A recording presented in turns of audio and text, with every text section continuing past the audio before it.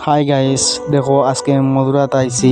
বর্তমানে ওই মধুরা আর কি বহুত দূর ফানগ্রাম ইয়া উদারবন ইয়া আইতে লাগে ও জায়গাত।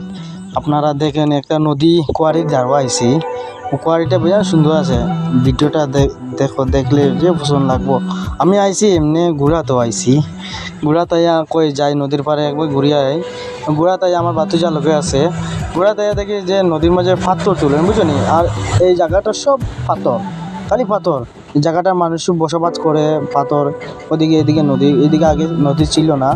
ওদিকে নদীটা আসলো, ওদের মানুষটা পাথর ওগুলা তুলতাছে। আমি এখানে আইছি, আইয়া দেখি ওই যে সুন্দর জল উল ছানিলাম, করলাম। বাতুজা কইছে ফটো খিচতো, ফটো খিচিল, সব কিছুই শেষ। আমরা অন্য আয়োজন করছি।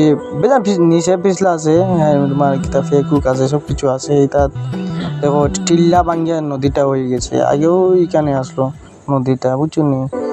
দেখো পাহাড়, দেখো দেখো কীরকম পিছলা। হেওলাটা আমরা বাঙালি ভাষায় কী বলে, হেওলা হেওলা হেওলাটা হয়ে গেছে বুঝছো নি। আর জায়গাটা বেজান সুন্দর জায়গা, ভিউটা ভালো আছে। আগের আইসি যে বাঁকা দূরে আইসি এই জায়গাটা ফানগেরাম হইয়া উদারবন হইয়া।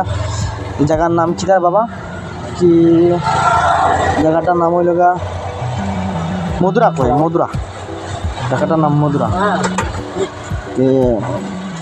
আমরা তো আপনারা ব্লগ দেখেন, ব্লগটা দেখতে ওদেরকে আমার বাবাই বলে ওন থেকে অন্য আগে নদী হয়েছে, এরকম কথা কইছে। বিরাট সুন্দর জায়গাটা বুঝছো নি। এনে আইসি বহু দূরে আইসি, জায়গার লোক দেখাইছি না আপনার। আর হাতে সময় কি ইমার্জেন্সি আইসি জায়গাটা, তেমনি ঘুরি এমার্জেন্সি আইয়া জায়গাটা দেখাইতে পারছি না। ঠিক আছে, আজকের লাগে ধন্যবাদ।